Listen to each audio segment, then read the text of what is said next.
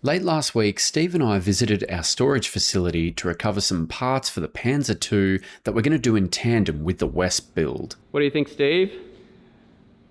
I've been transported either into Tinkerer's paradise or my worst nightmare. We all know we're up to our eyeballs in the Wespe build with the final drive, so we're trying to do a little bit of forward thinking for the soon-to-be commencing Panzer II project and also its transmission. Having a look at one that's already been pulled apart will give me a bit of an idea of how it all comes apart, so that when I take it apart, I only need to do it once. Where do you want to start?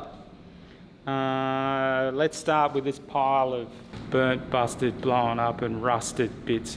Yeah, we can see here this is the main steering brake, and then we've got the two braking rings for the epicyclic gear kit, which is inside here. It's a different version because it looks like there's cooling holes drilled in it, because this is a much earlier build than the one in the Wespe, isn't it? We might have discovered a German concession to production efficiency.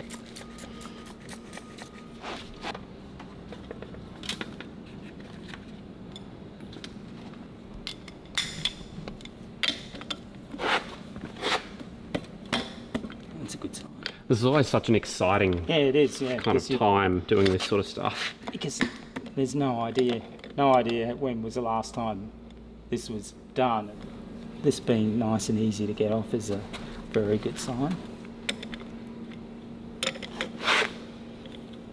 you think it's been off before because there's no nuts on these studs? That seems to be a pretty common thing, that we find that a lot of these pieces have had nuts and bolts taken out of it. It sort of looks like maybe someone's had a bit of a go at trying to pull the thing apart, or it was just sitting around in someone's shed and they needed a 10mm nut or something like that and thought, oh, let's pull it off this boat anchor. Well, no bats or anything like that's blowing out, is it? What if you taste that, Curtis, to see what... Oh, don't.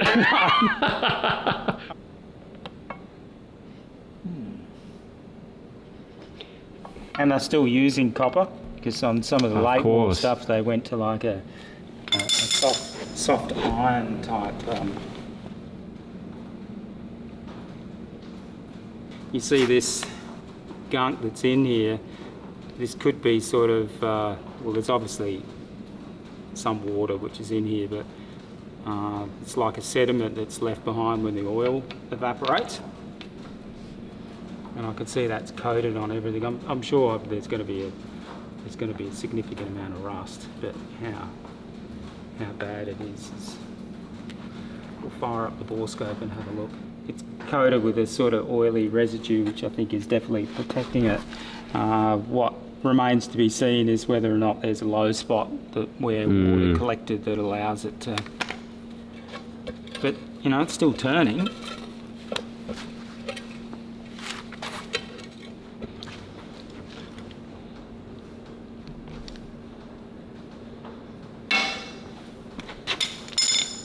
Just wipe that. That's the planetary carrier there. So that, you know, the surface sort of in different places looks all right. The one that we've got on one side actually has quite some significant pitting in it, corrosion in it. Not enough to be an issue, but it has quite a bit of corrosion in it. So it's 4K bore scope. No, 1080p. Ah, still HD. Yeah, that's good. So this is looking directly at the outside ring gear.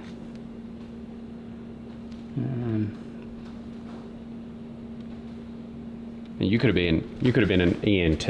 Yeah, proctologist. It's just the side gears meshing with it as well. So there's a lot of build up of, I don't know what you'd call that.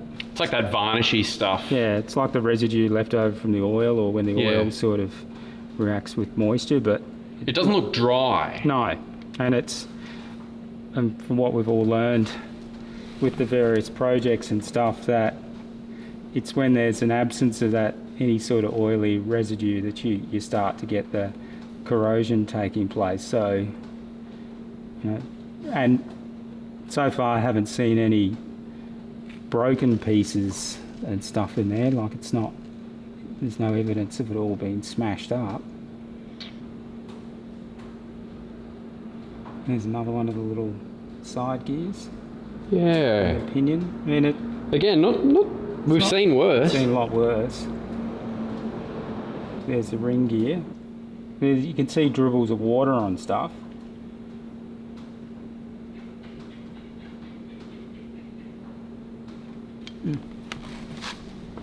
Brilliant. Well, that's encouraging. It is encouraging. So it's not one giant rusticle. I just realised that I can get inside to have a look at the internal ring and pinion gear. You know, the section that we're looking at here. Again, doesn't look too terrible. And that all looks pretty alright. Yeah. Definitely seen worse. What do you notice immediately as a difference, Bert? The rust. Yes, it's significantly rustier than the other side, isn't it? Still comes out all right though. And we've got turning. Yeah, a bit of movement. Degree of movement. Yeah, that is good. It means the main bearings on the pinion shaft are not seized solid.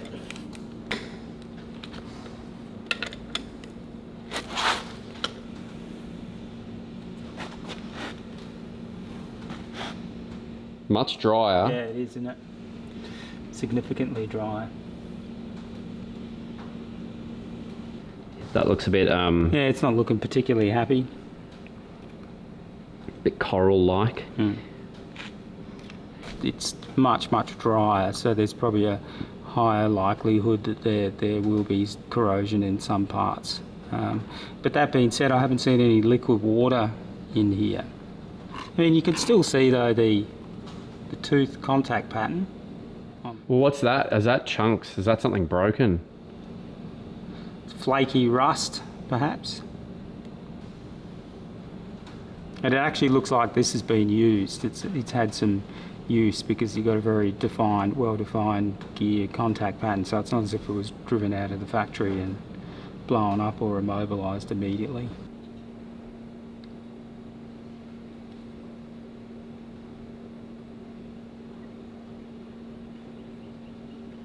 Doesn't look bad, does it? Yeah. Let's push it over. So it's nicely oily and greasy in there, which is good.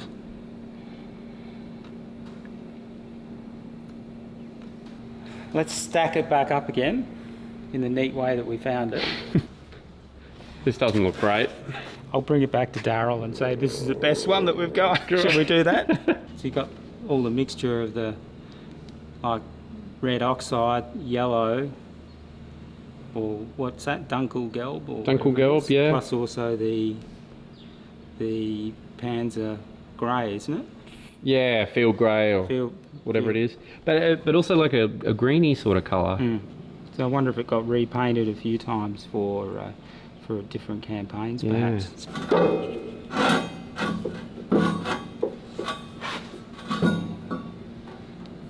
It sort of all looks usable.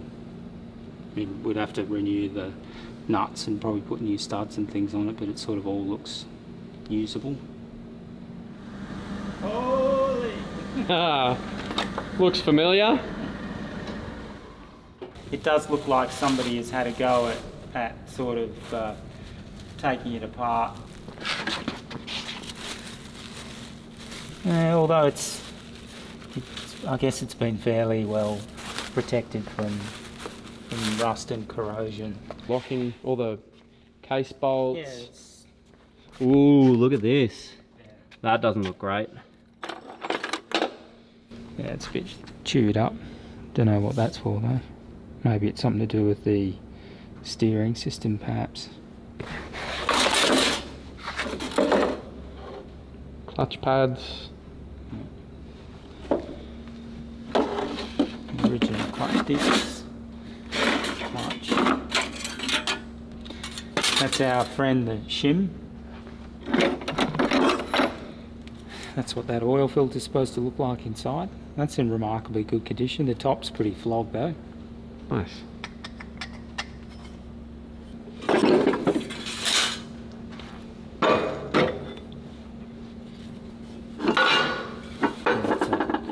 Yeah, it's definitely nowhere near as well preserved as the other one. Yeah, let's bring it back. We can put some rust proofing and stuff on it, have it in the workshop. As I'm taking apart the other one, I can have a bit more of a look at it. I mean, it doesn't look too terrible. The main focus for the Wesp at the moment has been the final drives. With Steve back from that external project, he's dived straight back in, giving Darryl a hand, tidying everything up and checking for things that need a bit of extra work or replacing. It's time to catch up with some of the cleaning and prep and to sort of join on to Darryl's great work. So I've just spent the last few days cleaning and checking and inspecting and measuring, and we have this little multi-element roller bearing. The inner race is stuck. So this is an example of one that's in good condition. You can see how the brass inner race is moving nice and smoothly, and all of the rotating elements are moving smoothly, so that when the shaft turns one way, the race turns the other way, so everything all rolls over each other properly. If we try and put this back together the way it is now, these roller elements will just skid over the surface, which builds up heat, gets rid of all the oil film from the part, and it's going to end up getting hot and seizing up. So we've got to either fix this by somehow getting the inner race loosened up, or we may have to get a custom-made bearing made, which is probably going to cost close to $1 billion if it's got to go to Germany to get duplicated, because we can't get an off-the-shelf equivalent. Even though this is frustrating, it's quite incredible though, considering the amount of work that we've done on all the other stuff where we've been able to order bearings basically off the shelf. So I guess it was going to happen at some point in time where we're going to find something that's no longer being produced. Now this is one of the sun gears for the epicyclic gear set. So there's those 3 indentations. There's been some sort of foreign object damage that's become lodged in one of these pieces here, which has just squashed the tooth a little bit. So it sort of corrected itself in service and it's round the edges off, but I think I still will get a fine file in there and make sure that that's flat so that we put it back together. There's absolutely no stress in it. Now this is the main drive pinion for the final drive for the reduction gear. So it's mostly in brilliant condition, except some of the places where there's been water sitting. Using some glass beads to carefully bead blast these areas here where the corrosion is. We'll try and get rid of any really sharp edges, and I think this will be fine for the type of usage and stuff that we'll be using this for. Should be sweet. This is the main braking surface for the steering brake. So as the driver wants to do a really tight radius turn, this is the thing that will pull hard on it. And you can see where the brake shoe has been sitting. It's collected water and it's caused a large amount of surface corrosion and pitting. And this isn't actually the worst one. We've actually taken the worst one into the local engineering shop to talk to them about getting it resurfaced, built up with some weld, and then spun up in the lathe to resurface it. This is the braking surface for the epicyclic gear set. You may say, why would we worry about going to the lengths of fixing this? But if you don't have a really nice smooth braking surface, when it comes to releasing and engaging the brakes, you'll get a lot of chatter, vibration, shock loading through the system. This braking surface and this braking surface has exactly the same diameter, so if we ever have to do anything with friction linings, we can get one set which fits everything. Plus we've also got the Panzer II coming up as well, so we need to think about that. We had some questions about the paint that we used on the inside of the unit. What we're using is this Gliptal brand paint. It's a 1201 enamel, and as said in some of the comments there, originally it was made for painting the insides of electric motors to prevent arcing and corrosion, but they soon discovered that it's also fantastic for painting cast iron surfaces, for keeping casting sand out, filling up porosity and stopping corrosion, leaks, all that stuff. So yeah, that's what we use for painting the inside of it. This is one of the oil seals, and look at the condition of it. Like, you wouldn't think it's 80 plus years of age, but yeah, it was some nice background there. One of the viewers explained how simmering is sort of like a colloquial reference to how Germans will talk about in workshops and engineering shops what an oil seal is. This is named after an Austrian guy, Walter Simmer, who invented this. So how's that for a legacy, huh? Yeah. You know, 80 years later, you've still got your name on it. Yeah, so there's a comparison between the sort of modern equivalent of the seal. So it's a completely different animal to this. But I mean, in theory, we could still reuse this because the rubber has still got a bit of give in it.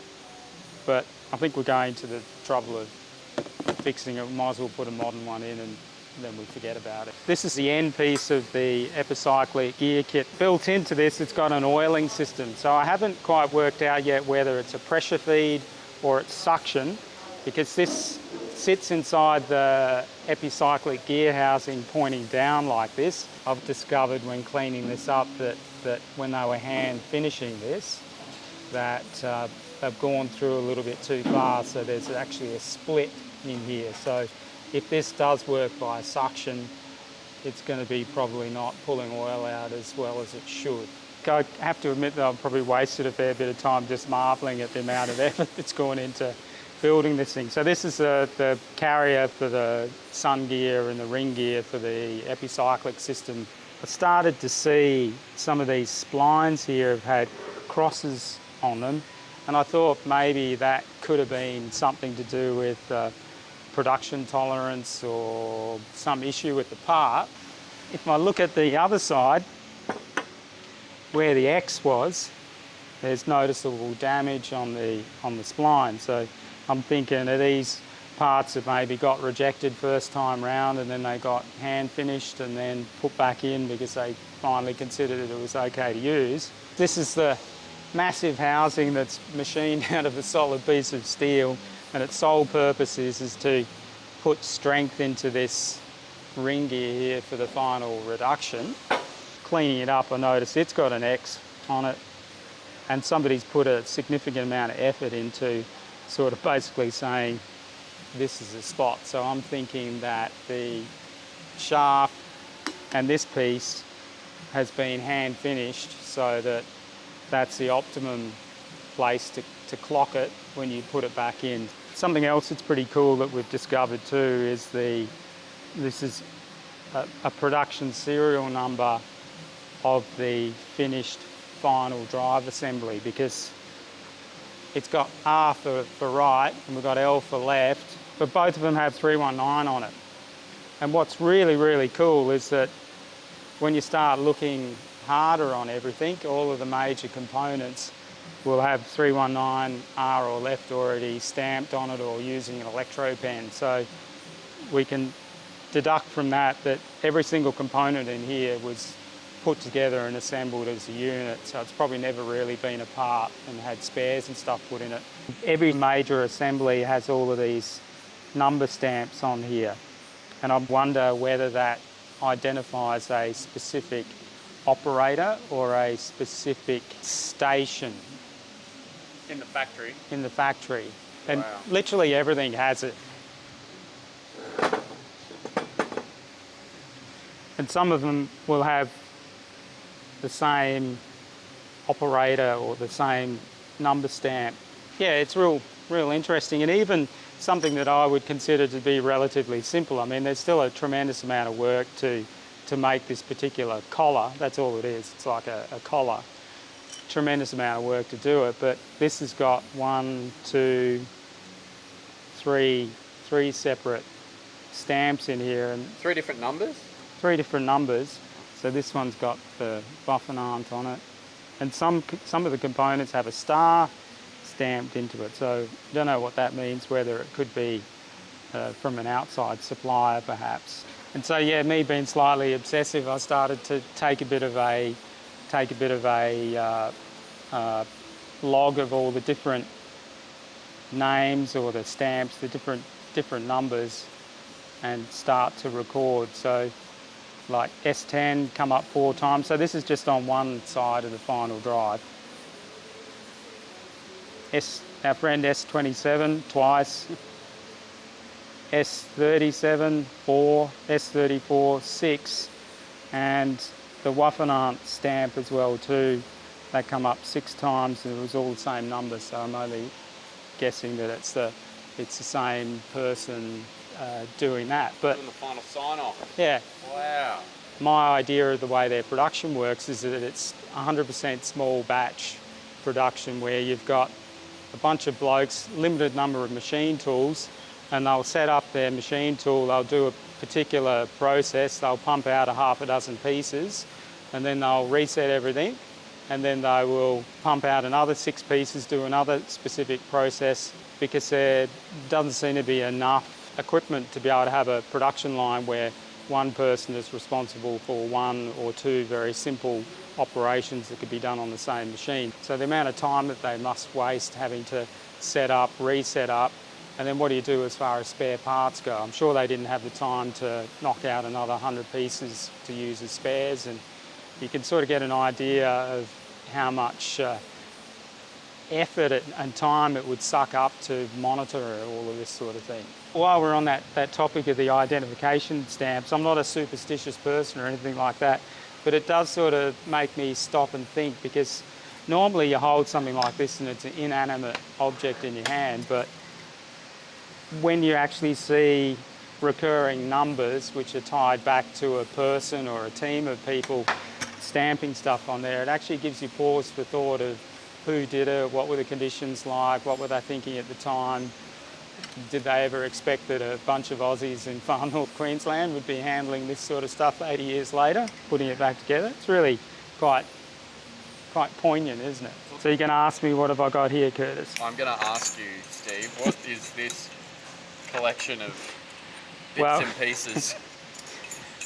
Seeing as I know people love the technical complexity of German engineering and stuff, especially wartime engineering.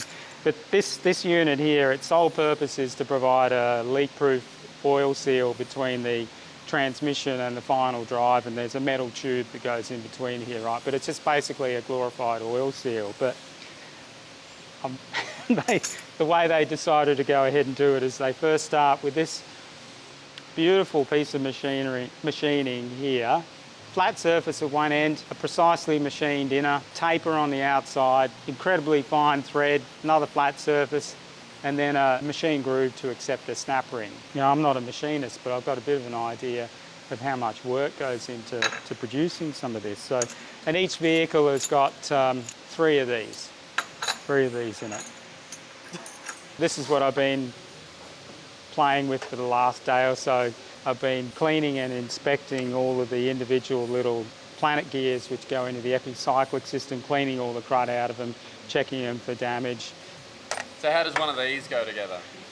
I'm glad you asked that question, Kurt, because this is another fantastic example of complexity taken to just incredible levels. When they make the gear, they bore out the centre, and then they do a separate operation to machine out the space between the 2 lips, and then they also decided that they had to undercut that lip there and put a separate taper on here. So why they did that, I don't know. It's maybe to help promote oil flow or something like that. So you've got 3 rows of 15 rollers each, and you've also got additional rings on the outside which helps support the rollers when everything is all installed. When I was pulling the thing apart, I got the rollers out and I was trying to work out how I could get these spacer rings out, but what the clever engineers have decided to do is that they would put a notch on both sides of the spacer ring so that you could slide it in and then you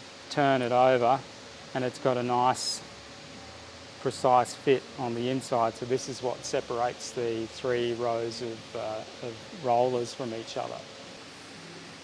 So I get a decent slug of grease in there. Now it starts with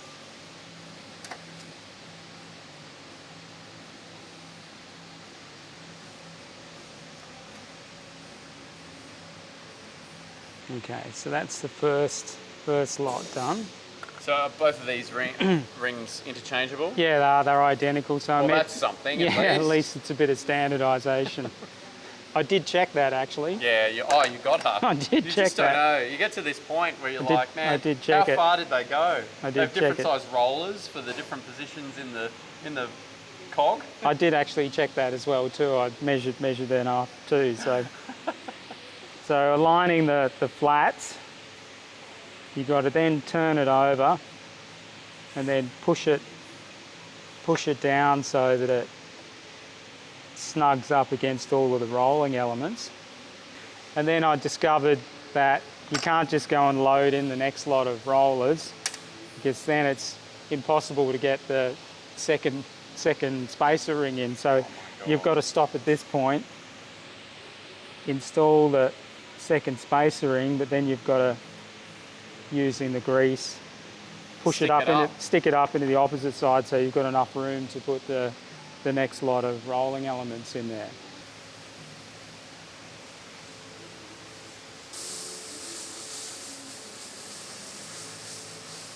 Sort of while doing this, it gives you plenty of time to practice your Zen meditation, but I also think about what it maybe would have been like if you were suddenly told by the production manager that you've got a rush order for 25 assemblies to be made up. You'd be probably thinking, well, I'll kiss my weekend goodbye, innit? Definitely. Just give that a nice firm push to seat all of that, because the other thing I discovered as well too is that the tolerances for the last line of rollers is such that unless you've got it perfectly square, you can't get the rollers back in. The more you look at it, the more you sort of realise the reason why they wanted to be 100% mechanically correct to have these grooves in here, is to allow plenty of space for oil to get in there to circulate.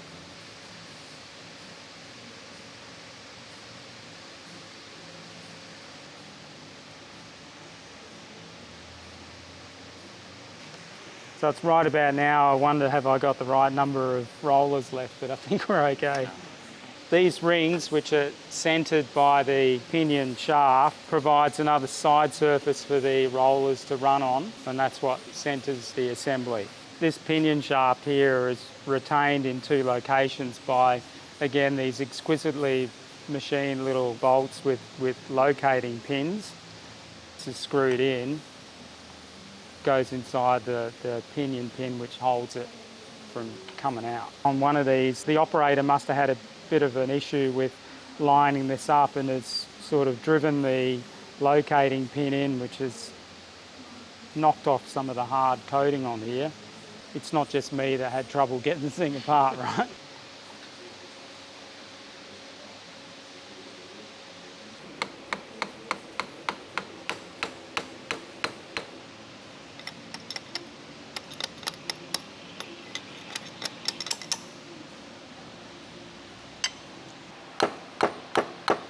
There we go. So the head of the bolt's unusual. It's 9mm, which normally, even for the German, European stuff, you either have an 8mm or a 10mm bolt. But nope, they decided, I think it's not enough space for a 10mm head, and 8's just not good enough. So let's go ahead and make a 9 one. Back and forth a bit to help with, yeah, see how it's loosened up? All right, so both those locking pins have gone in 100%, haven't had to force it in, so now I just need to put the tabs back on and then rinse and repeat to do the rest of the stations. This isn't as scary as what the Stug 3 transmission is. I'm not being overconfident, because overconfidence is still really dangerous, but the assembly of this is not as scary as what the Stug 3 is. So we've taken it easy, but it'll all come together pretty well, I think.